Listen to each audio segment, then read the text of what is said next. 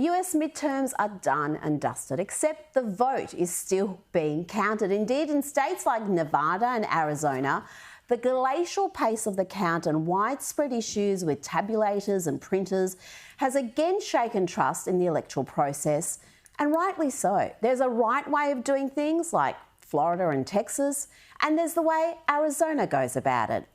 Arizona had 1 in 5 voting centres in Maricopa County, its biggest county, impacted by malfunctioning machines. Chaotic third world stuff there. No wonder election integrity is a big issue in America. Florida, with a population of around 22 million, managed to count 98% of votes by election night. And this in a state recovering from a hurricane and preparing for another. Arizona, with around 7 million people, is still counting, with officials hoping to get their one job done by early next week, hopefully. As it stands, Kari Lake, who was trailing by as much as 14% on election night, with 51% of the vote counted, well, now she is within striking distance, with 16% of the vote left to be counted. Couldn't be much closer. The midterms will see the Republicans with a likely small majority in the House, and they could still get a majority in the Senate if they hold on in Nevada, where it's very close indeed, and win the Georgia runoff. So not the red wave they were hoping for. The House is theirs, it looks like, but they're not going to have that thumping majority. But any way you look at it, the Republicans won the midterms. But because it wasn't the shellacking they were expecting, the Democrats are celebrating like they've just won the Super Bowl. Just have a look at cackling Kamala telling Biden, "You did it, Joe." You did it, Joe.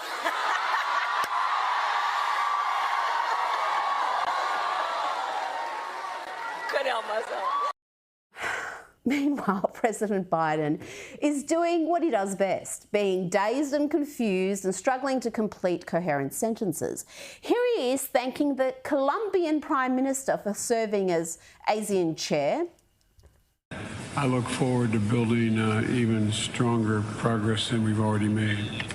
And I want to thank the Prime Minister for Colombia's leadership in the ASEAN chair. Just one problem there, Joe. ASEAN chair is the Cambodian Prime Minister, and Joe should know that because he was in Cambodia for the summit. That's a big clue right there.